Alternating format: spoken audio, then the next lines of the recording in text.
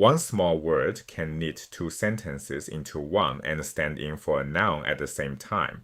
In English, it is who, which, or that. Watch it work. Romani interfecerunt viros qui capti sunt. The Romans killed the men who were taken. That single word, meaning who, points back to the men and launches a whole clause of its own. Today you meet the relative pronoun, then its cousin, the question word, and you learn to decline them both. Start with the sentence itself. Every sentence is one of three kinds. A simple sentence makes a single statement, one subject, one predicate. The Romans approached the town. A compound sentence joins two or more statements that could each stand alone. The Romans approached the town and the enemy fled. A complex sentence carries one independent statement and at least one that depends on it. When the Romans approached the town, the enemy fled. Here the enemy fled can stand by itself. When the Romans approached, the town cannot. Each separate statement is a clause. In a complex sentence, the independent one is the main clause and the dependent one the subordinate clause. Now look inside a complex sentence. The Romans killed the men who were taken. The main clause is, the Romans killed the men. The subordinate clause is, who were taken. The word who does two jobs at once. It is a pronoun standing in for the noun men, and it links its clause to that noun, describing the men, so the clause behaves like an adjective. A pronoun that ties such an adjective clause to a noun is called a relative pronoun, and the noun it points back to is its antecedent. In English, these words are who, whose, whom, which, what, and that. In Latin, the relative pronoun is this word. Qui, quae, quod. Three forms, one for each gender: masculine, feminine, neuter, decline it in the singular. Nominative, Qui, quae, quod. genitive, one form for all three. Cuius, Dative, again shared by all three. cui. Accusative, Quem, quam, quod. ablative. Quo, qua, quo. Notice that the genitive and the dative each keep just one form across every gender. Now the plural, nominative, Qui, quae, quae. genitive, Quorum, quarum, quorum. dative, Quibus, accusative, quos, quas, quae. ablative, matching the dative. Quibus. These endings closely echo the demonstrative that means he, she, it, or that, already familiar to you. In fact, only three forms show truly new endings. Qui, quae, quibus. How do you translate it? One short rule covers the whole table. When the relative points to a person, render it who or that. When it points to a thing, render it which, what, or that. The exact English shifts with the case, but that need not be memorized. Meet each form inside a sentence, and the sense follows on its own. Here is the heart of the lesson. Compare two sentences. The Romans killed the men who were taken. Romani interfecerunt viros qui capti sunt. The Romans killed the woman who was taken. Romani interfecerunt feminam que capta est. In the first, the relative is masculine and plural because the men it points to are masculine and plural. In the second, it is feminine and singular to match the woman. So the relative takes its gender and number from its antecedent. But look at the case. The words for the man and the woman are both accusative, direct objects of killed. The relatives, though, are nominative. Each is the subject of its own little clause, who were taken, who was taken. The relative borrows gender and a number from above, but earns its case inside its own clause. State it as a rule. A relative pronoun agrees with its antecedent in gender and number, but its case is fixed by the way it is used in its own clause. The very same shapes ask questions. An interrogative pronoun poses a question. Who? Which? What? Latin splits the work in two. When the question word stands alone in place of a noun, use this form. Quis, quid. When it lands on a noun as an adjective, use the relative's own form. Qui, quae, quod. Hear the difference. Who is the man? Quis est vir? There the question word stands alone, a pronoun. What man is leading them? qui vireos ducit. There it modifies the word for man, an adjective. So remember, standing alone, it is the pronoun. Leaning on a noun, it is the adjective. Declining them is almost no work. The interrogative adjective is declined exactly like the relative, the same forms throughout. The interrogative pronoun matches the relative in the plural as well. Only its singular is its own, and there in just two forms. Take that singular. Nominative. Quis quid. Masculine and feminine share the word for who. The neuter is the word for what. Genitive. Cuius. Dative. Cui. Accusative. Quem. Quid. Ablative. Quo. Every form matches the relative except the two you just heard, the words for who and what. Time to use them. Read each Latin exchange, translate it in the pause, then check. First, Quis esteger? Servus cengamo esteger. who is sick? The slave whom I love is sick. The question word who stands alone as a pronoun, the relative whom is accusative, the object of I love, even though it points back to the slave. Second, Cuius scutum habes?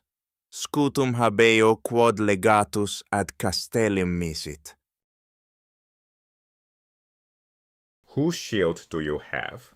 I have the shield which the officer sent to the fort. Whose is the interrogative in the genitive, and the relative for which is neuter matching shield, yet accusative as the object of sent. Three more, each turning on a relative or interrogative. First, Ubi Germani antiqui vivebant, in terra quest proxima reno Germani vivebant. where did the ancient Germans live? The ancient Germans lived in the land which is nearest the Rhine. The relative for which is feminine, agreeing with land, and the nominative as the subject of its own clause. Second, and watch the very first word. Quibuscum Germani bellum gerebant, cum Romanis, qui eos superare studebant, Germani bellum gerebant. With whom did the Germans wage war? With the Romans, who were eager to conquer them, the Germans waged war. The little word meaning with does not sit in front of these pronouns. It clings to the end, so with whom collapses into a single word. Third, Qui viri castra ponunt, isunt viri quorum armis Germani victi sunt. what men are pitching camp? They are the men by whose arms the Germans were conquered. Here the question word is an adjective, leaning on the word for men, and the relative whose is genitive plural, pointing back to those men. Now the other direction. Build the Latin in the pause, then hear one good version. What victory will you announce?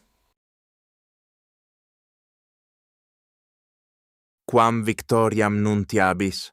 The question word is an adjective here, so it wears the relative's form, feminine accusative to match the word for victory. Next, I will announce to the people the victory which the sailors have won. Victoriam quam naute reportaverunt populo nuntiabo. The relative for which is feminine to match victory, but accusative, the object of have won inside its own clause. Next, the men who were pitching camp were eager for battle. Viri qui castra ponebant prelio studebant. The relative, who is masculine and plural, matching the man, and the nominative, the subject of its own clause. Two harder ones. Nevertheless, they were soon conquered by the troops which Sextus had sent. Tamen moxa copis qua sextus miserat victi sunt. The relative for which is feminine and the plural, matching troops but accusative, the object of had sent, last. They could not resist our forces, but fled from that place without delay. Copis nostris resistere non poterant, sed sine mora ex eo loco fugerunt. The verb meaning could not lean on the infinitive to resist, and that verb takes the dative. are forces, a tidy echo of the last lesson. Now finish the tale of Tarpeia. Stirred by the Sabines' beautiful ornaments, she could not hold out for long and answered, Tarpeia, commota ornamentis, Sabinorum pulchris, diu resistere non potuit, e respondi, Give me the ornaments which you wear on your left arms, and I will quickly lead your troops into the capital. Dete mihi ornamenta quae in sinistris bracis geritis, et celeriter copias vestras in Capitolium ducam. And the Sabines did not refuse, but hurried through the hard great gates of the fort to the place where Tarpeia led, and soon stood within the strong high walls. Nec Sabini recusaverunt, sed perduras magnasque castelli, portas properaverunt quo Tarpeia duxit, et mox intravalidos et altos muros stabant. Then without delay they hurled their shields hard upon Tarpeia, for they too wore shields on their left arms. Tum sine mora in Tarpeiam scuta graviter iecerunt, nam scuta quoque in sinistris brachiis gerebant. So the treacherous girl Tarpeia was killed, so the Sabines seized the capital. Ita perfida puella Tarpeia interfecta est, ita Sabini Capitolium occupaverunt. She had asked for what they carried on their left arms, and shields right there as surely as gold. Notice the relative she used, meaning which, neuter and plural to match ornaments, yet accusative as the object of wear, and the little word steering the Sabines through the gate, meaning to the place where a relative adverb. That is the lesson. One relative pronoun and two interrogatives, a pronoun and an adjective, all sharing very nearly the same forms. The relative points back to a noun, its antecedent, and takes its gender and a number from that noun, but its case from its own clause. The interrogative pronoun standing alone is the word for who or what. The interrogative adjective, leaning on a noun, wears the relative's own shape, and the treacherous Tarpeia has had her reward. Next, you will braid clauses like these into longer sentences of your own. To practice what you just learned, this course has free exercises and AI-graded feedback on ludium.ai. The link is in the description.